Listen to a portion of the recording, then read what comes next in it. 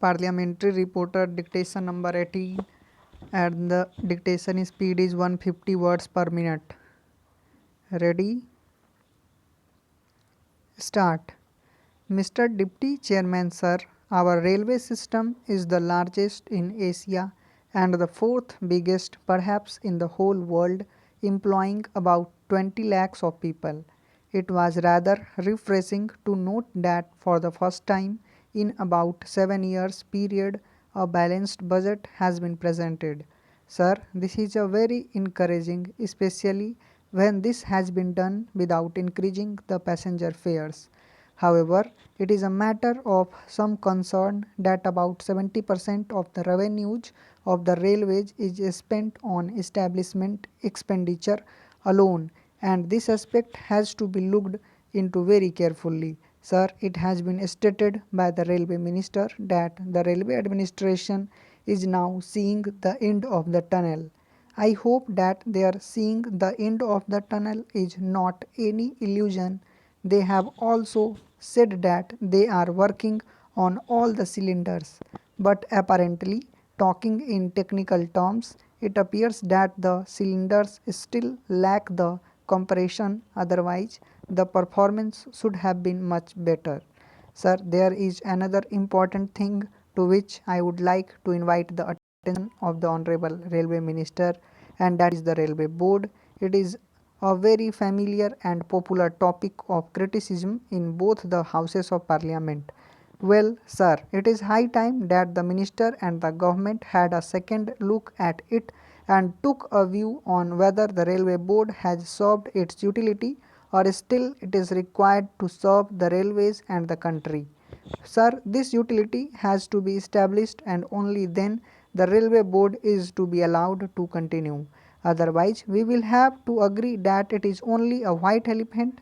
Sir, let's hope that these encouraging financial results will continue to be encouraging till the end of the year, although the railway financial authorities have not taken into consideration that impact of the additional dearness allowance which may have to be paid to the railway employees during the year, and if this is done, I am sure that the surplus that this budget has attempted to bring about will be upset and the whole working will be imbalanced and we will end up with a deficit budget at the end of the year. However, I am not very much despondent about this matter because the railways have been rather conservative in making their estimates of earning from freight and passenger traffic, and if our hopes of getting additional revenue materialize, I hope it would be possible to provide adequate cushion for the payment of the increased dearness allowance which may be given to the railway employees in due course. Sir, for improving the image and the working results of the railways, they will have to work very hard. It is too early to expect that the budget will not have any inflationary impact at all. The gap between the revenue and the expenditure for the year 1984-1985 is of the order of rupees 144 crores, and this is a very big gap, and I hope that this sort of performance will not be repeated during this year.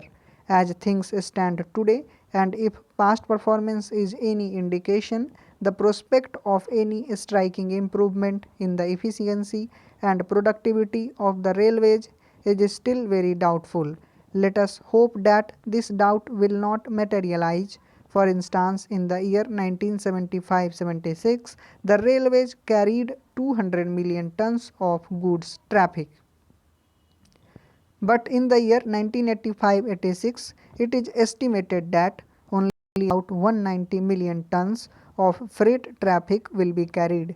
As against this decline in the amount of traffic carried, the employees increased from about 14 lakhs to 20 lakhs during this period, with the wage bill rising from rupees 350 crores to rupees 600 crores, besides enormous investments in modernizing the equipment, acquiring new assets, etc. Then, sir, the another phenomenon which I fail to understand is the employment opportunities for the minorities in the railways. The minorities used to form a very appreciable percentage of the total employment in the railways.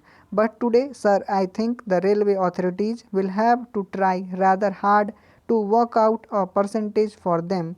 No doubt, sir, the Honorable Minister of State for Railways carries a lot of weight in the railway administration. But this weight is not at all balanced by a decrease in the employment opportunities for the minority communities. Sir, another important factor which I would like to mention is that efficient maintenance is the backbone of any transport system.